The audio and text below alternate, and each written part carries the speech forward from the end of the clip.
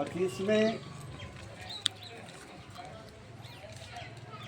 भारत रंग महोत्सव द्वारा आयोजित विश्व जन रंगमंच द्वारा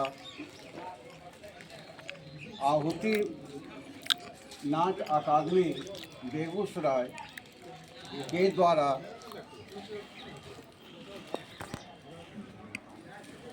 कट कीजिए क्या खत्म हुआ था द्वारा आयोजित पंचम वेद नाटक आहुति नाट्य अकादमी द्वारा प्रस्तुत किया जा रहा है। तो लीजिए प्रस्तुत है पंचवेद नाट्य आहुति नाट्य अकादमी द्वारा।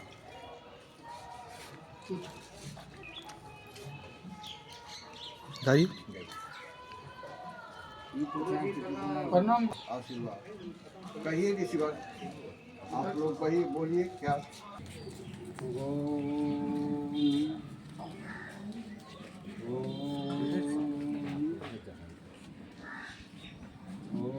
जाइए।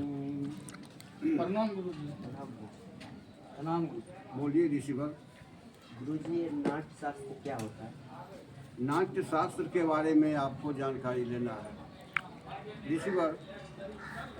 नाट्य शास्त्र बहुत पुराना यह है। यह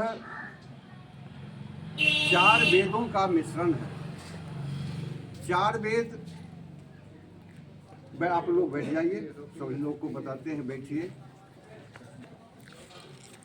ऋग्वेद, सामवेद, यजुर्वेद और जो वेद है, इस 4 वेद से 4 तत्व निकला है। और यह 4 तत्व जिसका सार है, इसमें रंग भी है, इसमें नाटक भी है, इसमें बहुत प्रकार की कलाएं भी है।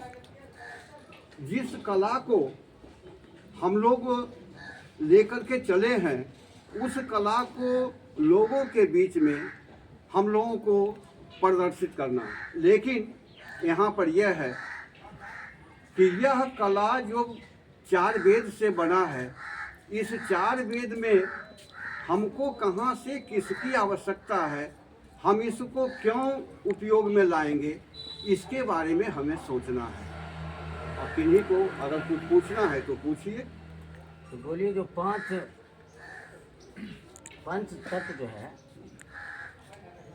हाँ, पंच तत्व, पंच इसका। हाँ गुरुजी, एक और सवाल है कि पंच वेद क्या है? पंच वेद के बारे में आप जानना चाहते हैं जी। आज से बहुत सालों पहले, मतलब त्रेता युग में, मानव के द्वारा काम वासना, अधर्म, ये सब की अधिकता अधिक हो गई थी। तो भगवान इंद्र ब्रह्मा जी के पास गए।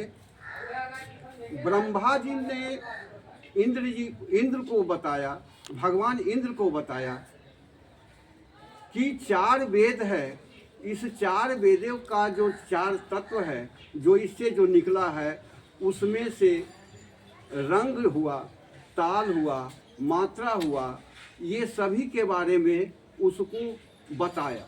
लेकिन वह उनका कहना हुआ कि यह जो 4 है, तो इसमें पंच तत्व कहाँ से आ गया, पंच वेद कहाँ से आ गया।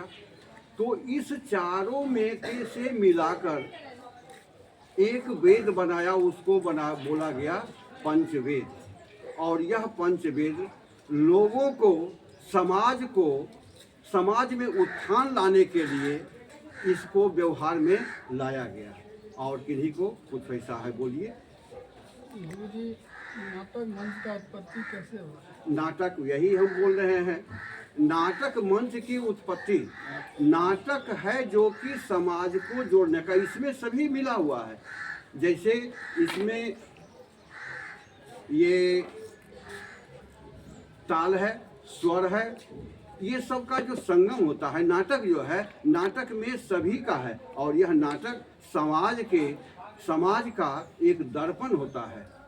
समाज इसको कैसे कार्य में लाया जाए, समाज किसको कैसे समाज को चलाया जाए, उसका यह एक दर्पण है। और इस दर्पण के द्वारा ही जो हम देख सकते हैं, उस दर्पण के द्वारा ही समाज को हम बना सकते हैं, उस दर्पण के द्वारा ही हम समाज को एक व्यवहारिकता दे सकते हैं। इसलिए यह समाज शास्त्र, ये नाटक शास्त्र का यहाँ पर उपयोग किया गया है, नाटक शास्त्र को बनाया गया है, जिसको कि हम लोग अभी व्यवहार, इससे क्या होगा कि समाज में जो कुरीति आ गया है, समाज में जो अव्यवहारिकता जो आ गई है, समाज में जो कुरीति आ गई है, उसका यह नाश करेगा, यह उसको, यह अव्यवहारिक जो है उसको व्यवहार में लाएगा। समझ में आ रही है बात? और जो बोलना है, पूछना है, पूछिए। गो। गुरुजी, समाज में कला का क्या महत्व है? समाज का क्या महत्व है? कला के बिना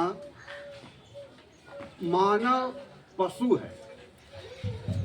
जिस मानव के पास, जिस व्यक्ति के पास कला नहीं है, वह व्यक्ति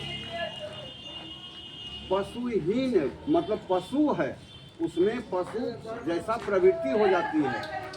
तो कला जो है, वह कला लोगों को मानवता सिखाती है, और इस मानवता के द्वारा हम कला के माध्यम से लोगों को समाज में एक अच्छा समाज बना सकते हैं, एक अच्छा व्यक्ति बना सकते हैं। इसलिए कला को हम लोग समाज में नाटक के द्वारा, नाटक के माध्यम से इसको समाज को आगे की ओर बढ़ा सकते हैं। और क्वेश्चन है, बोलिए। गो। गुरुजी, ये चारों तत्व का तत्व क्या? गो। गुरुजी, ये चारों तत्व का भेद क्या है? इसको हम पहले बता चुके हैं, पहले भी समझा चुके हैं कि ऋग्वेद, सामवेद, यजुर्वेद और जो वेद है, 4 वेद जो है, उस 4 वेद से जो लिया गया है, उस चारों वेद से जो मिश्रण कर जो बनाया गया है, वह पंच तत्व है। वह 5 जो है, 5 जन्य जो है, उसको हम लोग समझने के लिए जो ब्रह्मा जी के पास इंद्र भगवान गए थे, इंद्र जी गए थे, वहीं पर, वहाँ पर जो इंद्र जी को ब्रह्मा जी ने समझाया, ब्रह्मा जी ने कहा, वही उसी चीज़ को समझाने के लिए हम लोग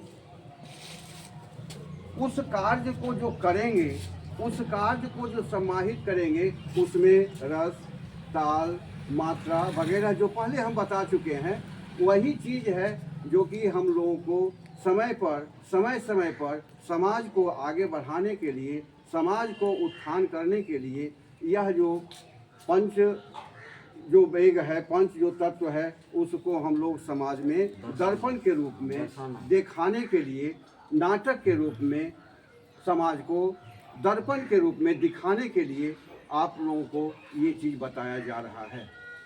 और क्वेश्चन है, गो। गुरुदेव, एक और कहना है, जो ये जो है नाटक देवी देवताओं के लिए बना हुआ है कि और? नहीं, ऐसा सोचना गलत है। नाटक देवी देवताओं के लिए ही सिर्फ नहीं, क्या बात है, सभी के लिए है। मनुष्य के लिए, राक्षस के लिए, दानव के लिए, समाज का यह एक दर्पण है। यह सिर्फ देवताओं के लिए नहीं है। देवताओं के द्वारा सिर्फ यह दर्शाया गया है कि देवता जो इसको करेंगे, वही चीज़ को समाज भी करे। वह भी सभी लोग कह तो दिए कि यह आईना का रूप देगा। हम लोग जो आईना में क्या है, दर्पण हुआ, वह समाज का एक जो दर्पण हुआ, वह उसको कोई भी कर सकता है। समाज का कोई भी मनुष्य, कोई भी व्यक्ति, कोई भी समाज का व्यक्ति जो है उसको कर सकता है। कहीं से इसमें कोई दो राय नहीं है। इसको समझना जरूरी है कि क्यों यह जो नाट्य शास्त्र जो बना है, यह नाट्य शास्त्र क्यों बना है, नाट्य शास्त्र किसके लिए बना है, नाट्य शास्त्र किसके द्वारा बनाया गया है। मुनियों, इसको अच्छी तरह से समझ लीजिए, और समझने के बाद अगर कहीं पर और त्रुटि रह गई हो, अगर कहीं पर अब समझ में नहीं आया है, तो उसको भी फिर से दोहरा कर आप पूछ सकते हैं। फिर से हम उसको समझाने की कोशिश करेंगे, और कहीं कोई दिक्कत है तो बोलिए। नहीं गुरुजी। गो।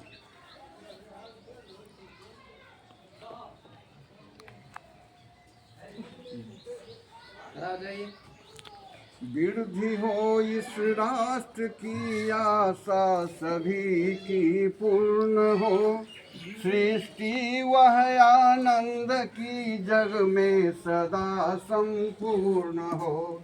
धरती सदा फूले फले ऊपर विमल आकाश हो, सज्जन रहे निर्भय सदा दुर्जनों का नाश हो, दुर्जनों का नाश हो। का नाश हो। धन्यवाद। धन्यवाद। नाटक समाप्त होता है। बताइए ताली।